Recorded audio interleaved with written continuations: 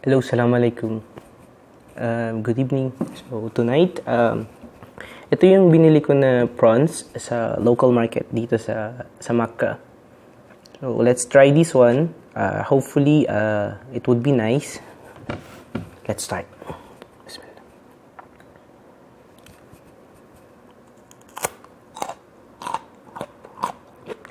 Nice tong carrots.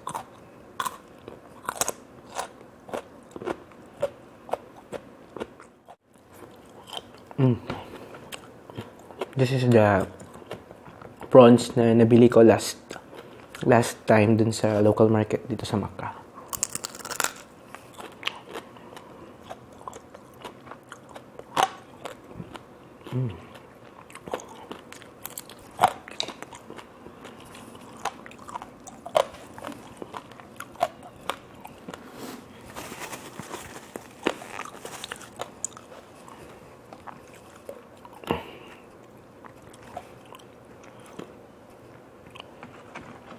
Ito yung laki niya.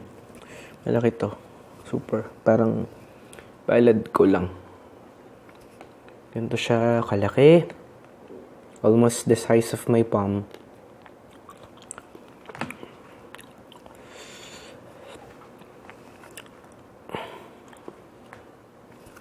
Let's try this one.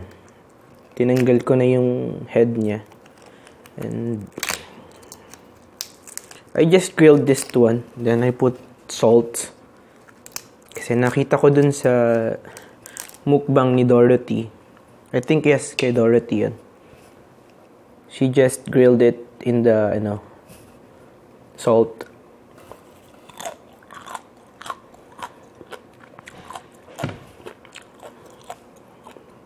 Okay siya. But I think I put too much salt. A little bit salty siya. But I have this chili sauce with me.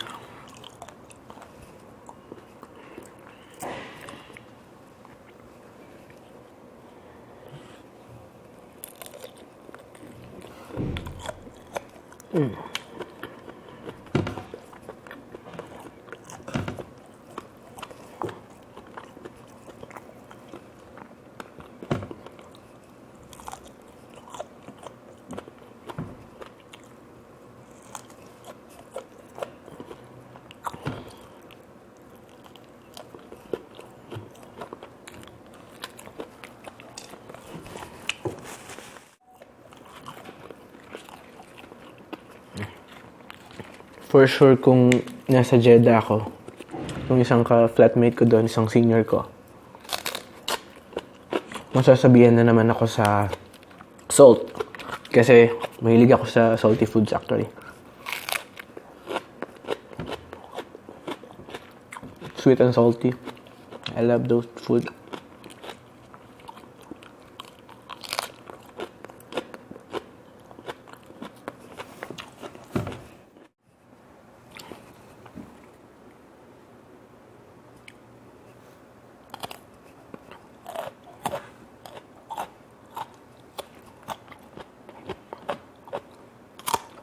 Okay itong carrots dito.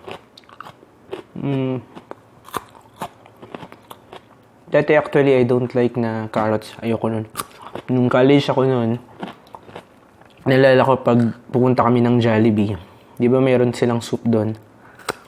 Tinatanggal ko talaga yung carrots dun sa may macaroni soup kasi ayoko ng carrots before.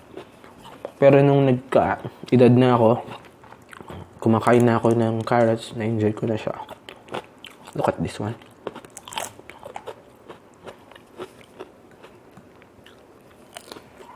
This time around, I really have to use my hand. Hindi talaga ako. Actually, hindi ako mahilig magkamay. Hindi ko siya hilig. Kaya ko nga itong buksan ng fork and spoon. Kahit yung crabs. Pero, let's try to enjoy this one.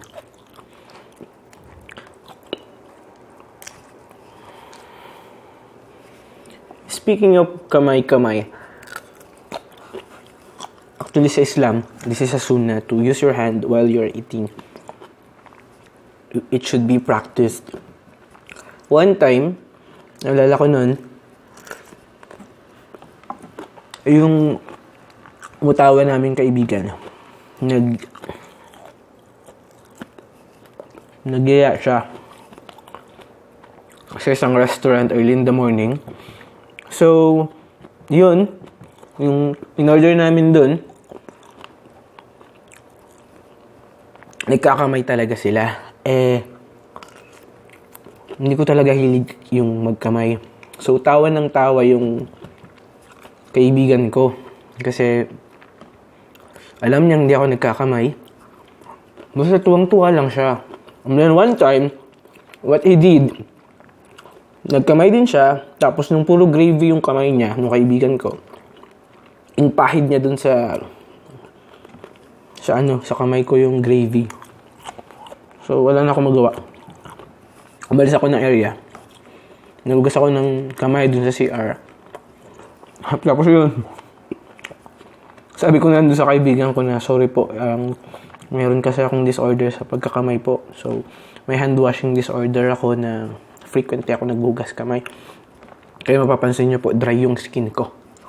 Particularly sa hands. Kasi nga,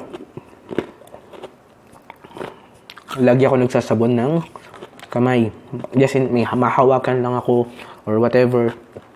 Ewan ko, pakiramdam ko kailangan ko maghugas kamay. Na-develop ko tong problema na to, I think, elementary pa ako. Until high school, almost lahat ng mahawakan ko, inaamoy ko. So, kailangan ko maghugas ng kamay, hugas ng hugas. Before, may ritual pa ako. How many times kailangan kong sabunin yung thumb, tapos yung lahat ng fingers ko. May ritual ako dyan kung ilang beses ko siya sasabunin. So, alam nung kaibigan ko na yun nga, hindi ako nagkakamay. So, nilagyan niya ako, pinahidan niya ako dito ng gravy, yung kinakain namin sa breakfast namin. Kasama namin yung mga friends namin, mga religious talaga. So, ang ginawa ko, ginantihan ko yung kaibigan ko na yun. Alam ko, hindi siya kumakain ng camel meat, ng any meat na bukod sa baka. Baka lang yung gusto niya, pero yung camel, kambing, tupa, ayaw niya yun. And then one time, pinipilit ko siyang kumain ng karne, basta paaya tayo ng kambing. Ayaw talaga niya, yun ang ganti ko sa kanya. Tuwan-tuwa talaga ako. Imagine, sa akin, kamay lang yung problema ko, pero siya, hindi niya makain yung breakfast namin, which is yung paa, parang paa ng kambing. Kasi masarap yun. I love it. Pero siya, ayaw talaga niya. Literally, hindi niya gusto yung paa ng kambing. Look at this. Look at this one. Laki niya. Almost the size of my palm. Yung lasa niya, well, to be honest, lasa siyang dagat. Kasi galit na naman ako sa salt. Yan yung pinagluluto ako at napaalat yung luto ko. Like ko sinasabi na ang ulam natin ay dagat. So,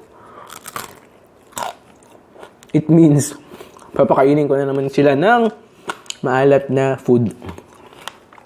Minsan kasi, hindi ko makontrol yung salt. Especially yung salt dito sa Kingdom. Yung iodized salt. Sa Pilipinas, table salt lang yung gamit namin. Pero maganda yun, masarap yun. Pero dito, talagang yung iodized salt. Yun yung gamit namin. Kaya minsan, hindi mo talaga siya makontrol. Tapos yun nga, na-influencean din ako dito nung isang mukbangers. Kasi nga, nung nag-mukbang siya, in-grilled niya yung tiger prawns. So, sabi ko, I should try grilling that one. Then, in-grill ko, using the same method, a lot of salt. Subhanallah. Napadami yung salt ko. Tapos, ayun, lasat siyang dagat. Ang alat. But it's okay. Tolerable naman yung alat niya. Hindi naman yung super, pero okay siya.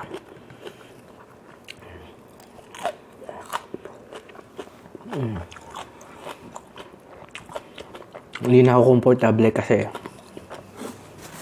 soak na ng liquid yung kamay ko dahil dun sa may hipon.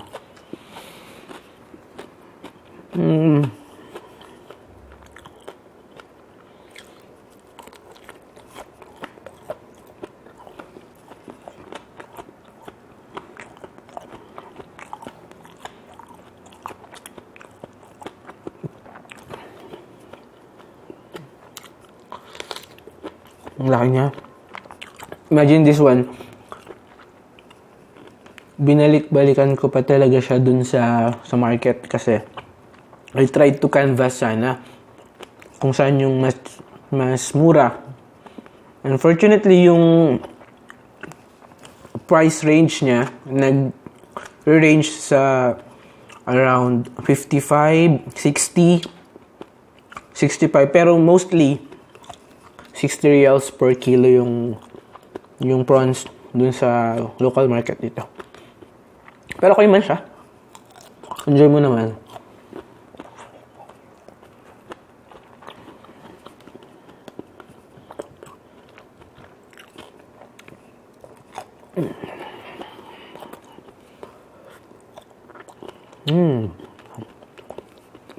Now,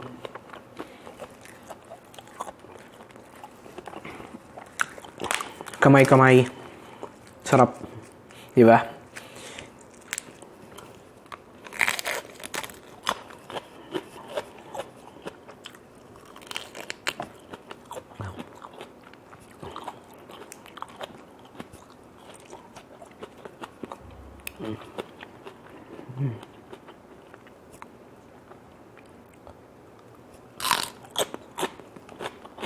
Na ni-neutralize itong lettuce yung lasa ng prawns and perfect yung combination nilang dalawa. Color-wise and taste-wise, okay siya.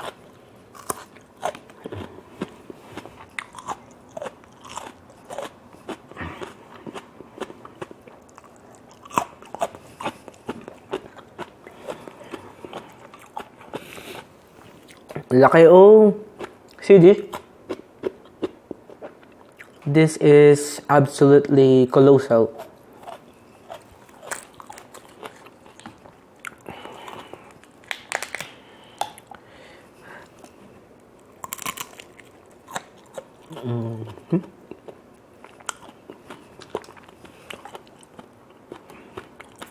Imagine. See, yung ulo niya, laki. Yep. Super. Almost. And this one also. See? Laki siya.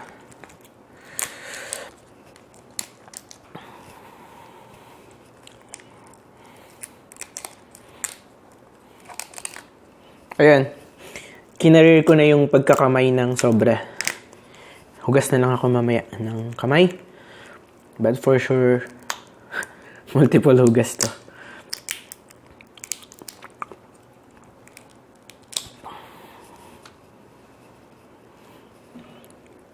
Alam mo ba, every after kong mag-duty, routine ko na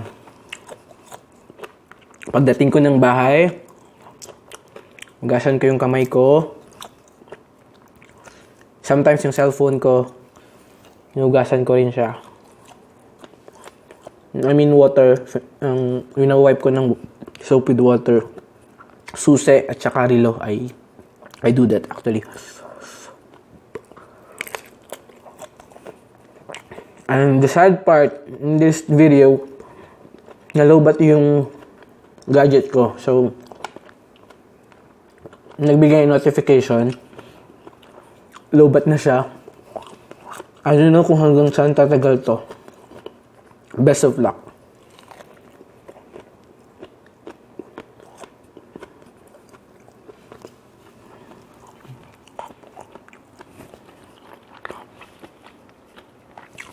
Naglobat na.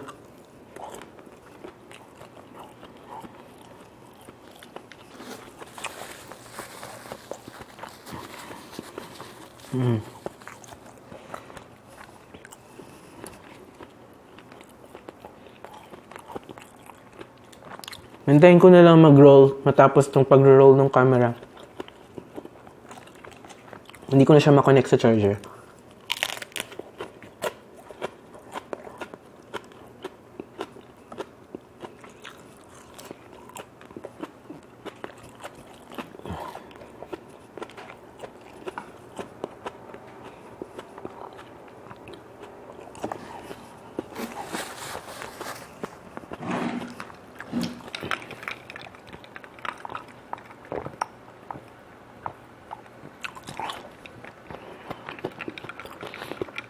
By the way, this one is tamarind flavored na soft drinks. Sarap siya.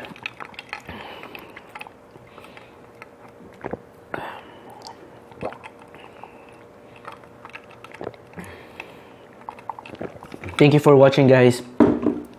Unfortunately, na lowbat na yung aking camera. So, I think hindi na to matatapos. Anytime magpapatay na siya.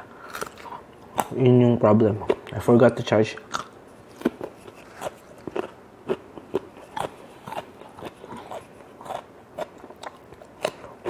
Thank you for watching, guys.